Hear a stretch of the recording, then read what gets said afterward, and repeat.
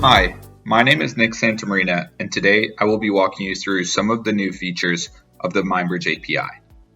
The API can be used for many different purposes, some of them being uploading data, extracting analysis results, and autonomously starting analyses. To get started, let's locate where we can find API documentation within a tenant. As you can see on my screen, I'm within an engagement and within an analysis in an organization that I've created. If I jump to the admin tab, which is found on the bottom left of the screen, you'll see I have access to the admin portal where I can then access the API tab here on the right hand side. Upon clicking on the API tab, you'll notice that I have several different tokens created. These tokens are referred to as bearer tokens, and they're used for authentication with the API. On the top right of my screen, you'll see a button which says View API References. You'll also see Create Token, which is where you can create new bearer tokens for different individuals using or testing the API. If I click View API References, you'll notice a new screen loads, which gives me access to all of the documentation around the API. Here, you can see different examples, different schemas, and different responses for all different methods within the API. Accessing data tables, engagements, file manager, and many other features of MindBridge.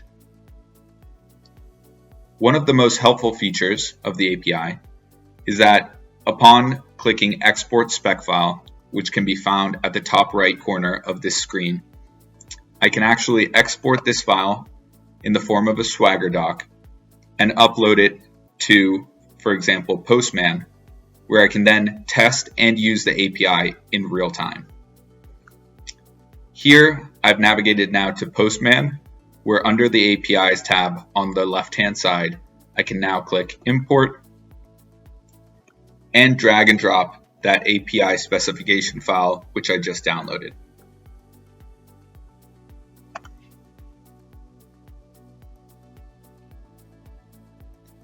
Now that the API has been uploaded into Postman, I can now see all of the definitions and documentations from the API, along with all the different HTTP methods which I can use as part of the API.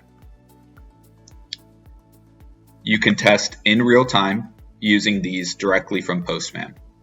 To show you an example, let's check the status of an analysis. If I use this get method, you can see that for authorization, I have my bearer token.